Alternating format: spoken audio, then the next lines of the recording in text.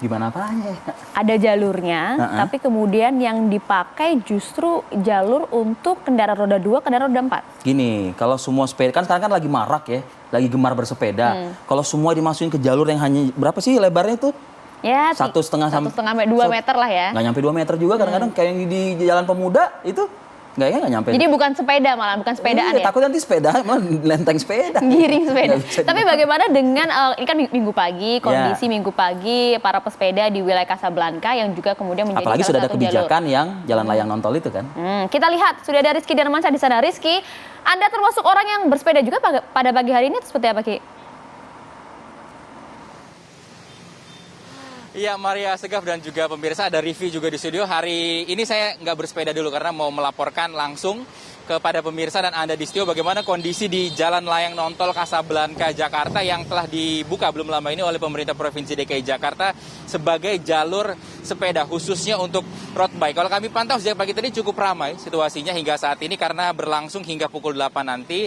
Tapi kami tadi sempat memantau ada beberapa sepeda gitu ya yang harus diarahkan keluar karena tidak masuk dalam spesifikasi road bike menurut para petugas Dishub dan juga pihak kepolisian di sini. Ada juga tadi beberapa petugas pesepeda begitu road bike yang keluar jalur sepeda mungkin ini ingin melewati jalur lainnya, tidak ingin mengakses jalur sepeda di JLNT Kasablanka Jakarta. Nah, kita berbicara mengenai sepeda dan juga jalur sepeda sempat viral kemarin kan, kita lihat ada sekelompok sepeda, segerombolan pesepeda yang di depannya ada pemotor yang mengancungkan jari tengah. Ini mungkin karena kesal karena jalurnya digunakan, jalur sebelah kanan yang merupakan jalur untuk mendahului bagi motor dan juga mobil. Lalu seperti apa sebenarnya aturannya, seharusnya seperti apa yang dilakukan oleh para sepeda dan pengendara? Kita tanyakan langsung dengan narasumber kita pagi hari ini. Sudah ada Mas Sony Susmana dari Safety Defensive Consultant Indonesia. Mas Sony, assalamualaikum, selamat pagi, apa kabar Mas Sony? Selamat pagi, apa kabar? Baik. Baik, alhamdulillah. Mas Sony, kita lihat kemarin foto viral di media sosial beredar, ada pesepeda segerombolan melewati jalur kanan, kemudian di depannya ada pemotor yang mungkin kesal gitu Mas Sony ya, sehingga sampai mengancungkan jari tengah, merasa terganggu. Kalau Mas Sony melihatnya ini seperti apa? Artinya gini, jalan raya ini sebenarnya adalah fasilitas umum yang digunakan oleh semua orang, baik itu pengendara sepeda maupun roda 4. Oke. Ya. Tetapi ada beberapa hal yang harus disikapi. Oke. Bagi penggunanya, yaitu perilaku. Karena penting sekali saling menghargai satu sama yang lain. Ketika roda 2 atau sepeda itu ada di lajur kanan, sebenarnya itu bahaya sekali. Oke.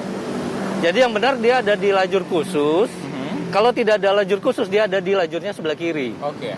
Kenapa? Demi keamanan. Kalau di lajur kanan, itu risiko bahayanya tinggi. Karena rata-rata kendaraan di lajur kanan itu mendahului. Sehingga roda 2 sepeda ini rentan benturan. Dan kalau sampai kecelakaan, yang paling fatal adalah sepeda. Sepeda. Iya. Oke. Mas Sony sempat bilang juga alasannya apapun, ini haram sepeda lewat di lajur sebelah kanan. Iya. Padahal kita tahu juga kelompok sepeda tersebut sudah klarifikasi ya bahwa mereka mengambil jalur kanan untuk menghindari kemacetan dan juga pindah jalur begitu, alasan keselamatan juga. Kalau sekarang kita mau nyusul, seberapa pentingnya sih? Oke. Kalau memang nggak penting-penting banget, sebaiknya nggak usah menyusul. Tetapi kalau dilihat dari foto yang kemarin, itu saya lihat adalah rangkaian pesepeda yang tidak dalam kondisi menyusul. Saya nggak tahu kondisi di lapangannya seperti apa. Tapi dari foto saya melihat seperti itu. Artinya dia memang ada di lajurnya sebelah kanan. Oke. Saya bilang haram kenapa? Karena itu menyangkut keselamatannya. Oke. Baik. Mas Sony, kita lihat kan sudah ada jalur sepeda yang disediakan oleh pemerintah. Apakah hal-hal seperti tadi sehingga ada pesepeda yang harus ke jalur kanan karena kurang siapnya jalur sepeda yang disediakan oleh pemerintah? Mungkin di sini tadi kita lihat kan ada beberapa juga yang dikeluarkan karena ini khusus road bike begitu ya. Jadi sempat ricu tadi ya begitu ya. Betul. Sudah siapkah? Atau ada yang kurang dari jalur sepeda yang sudah disediakan oleh pemerintah? Saya melihat begini, pemerintah dalam hari ini memberikan fasilitas kepada sebagian kelompok aja. Oke. Ya. Artinya begini, ada kelompok-kelompok lain yang juga pesepeda yang harusnya difasilitasi. Oke, ada kelompok yang dianak emaskan gitu ya? Iya, ada yang dianak emaskan. Sehingga menurut saya tidak fair. Oke. Harusnya pemerintah melakukan kajian dulu tentang keselamatannya. Kalau memang itu memang benar-benar sudah aman, selamat, baru dibuatlah jalannya ini. Oke. Tetapi jangan jadi masyarakat jadikan kelinci percobaan gitu loh. Oke. Dilihat nanti banyak nggak yang Karena kecelakaan, ini kan bukan banyak yang main-main, meninggal. apa namanya, pertimbangannya keselamatan nyawa ya. Benar, karena itu nomor satu. Di jalan raya ini nggak jauh-jauh dengan kecelakaan. Oke. Baik. Berarti tadi kalau yang soal video viral itu tidak membenarkan ya, apapun alasannya tetap tidak boleh jalur kanan. Sebelah kiri Apapun alasannya. lewat jalur sepeda sudah disiapkan. Iya. Kan Wakil Gubernur DKI Jakarta juga sudah menyampaikan bahwa ini paling bersejarah DKI Jakarta karena sudah memberikan penghormatan bagi para pesepeda. Jadi tolonglah begitu ya, digunakan jalur sepedanya, Iya. jangan menggunakan jalur-jalur yang lain. Itu tadi kita akan lanjut nanti berbincang mengenai bagaimana seharusnya aturan-aturan dan juga bagaimana kebijakan yang harus diambil pemerintah, evaluasinya seperti apa sama Mas Sony. Kita coba ngobrol dengan para pesepeda yang ada di sini, di sekitar Kasablanka yang tadi sebenarnya mau melewati ini nih, mau mengakses jalur sepeda di JLNT ini, namun dikeluarkan begitu karena katanya tidak masuk dalam spesifikasi road bike oleh petugas itu yang ada di sini. Halo, selamat pagi Mas, dengan Mas siapa ini? Dengan Mario. Ini mau sepeda dari mana ke mana nih? Dari rumah pastinya, ya muter aja sih biasa di Jakarta. Tadi nggak boleh naik ya? Kenapa sih Mas? Eh Padahal kalau saya lihat ini ya kayak ya road bike juga sih, kayak Iya, yang nggak tahu ya, mungkin dari sisi klasifikasi rekan-rekan di sub punya klasifikasi sendiri sih. Cuma yang nggak tahu, mungkin ada ya klasifikasi sendiri yang mereka bisa kategorikan itu sebagai road bike atau bukan. kalau Mas Maria memang selalu kalau bersepeda jalur sepeda apa gimana? Kalau saya kan biasa sendirian ya, paling banyak berdua. Ya lebih sering juga di dalam. Cuma memang kalau misalnya di dalam juga kan kadang-kadang ada teman-teman sepeda mungkin yang bike to work ya, jadi nggak di speednya juga nggak speednya lebih pelan lah gitu. Nah itu saya coba keluar tapi ya pasti tetap masuk lagi sih. Nah, sempat viral kemarin kan? Pasti udah tahu dong. Yang foto di Instagram, di sosial media lah udah tersebar semua, ada segerombolan pesepeda, depannya ada pemotor yang mengajukan jari tengah. Itu sebagai pesepeda juga, pengguna jalan, seperti apa Mas Mario melihatnya? Kalau saya ngelihat dari sisi, ini personal saya sih ngelihatnya, nggak semua pesepeda kayak gitu. Dan nggak semua pengendara motor juga seperti itu gitu. Jadi ya kita sesama pengguna jalan harusnya bisa lebih respect lah satu sama lain gitu sih Mas. Itu aja. Oke, pemirsa, itu tadi tanggapan dari salah satu pesepeda yang berada di sekitar Kasablanka ini. Kita akan nanti lanjutkan perbincangan mengenai topik ini. Sepeda bolehkah di lajur kanan seperti itu ya? Karena kita sempat lihat kemarin ada gambar dan juga foto viral yang beredar di media sosial mengenai ini. Dan seharusnya bagaimana evaluasi dari pemerintah, kebijakannya harus seperti apa, tanda-tanda yang harus dipasangkan, dan juga tadi penting juga itu mengenai spesifikasi sepeda yang boleh melewati jalur mana saja seperti itu ya. Kita lanjutkan nanti setelah jeda berikut ini. Tetap bersama kami di Apa Kabar Indonesia Pagi Akhir Pekan.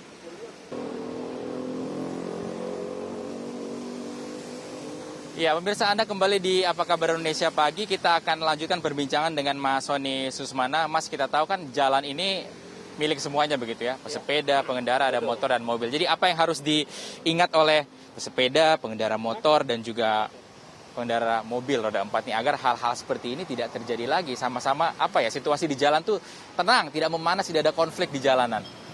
Ya, artinya begini, pemerintah daerah dalam hal ini harus melakukan kajian keselamatan itu secara mendasar, detail sekali.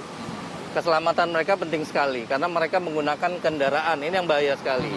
Sehingga jangan jadikan pesepeda itu kelinci percobaan. Oke.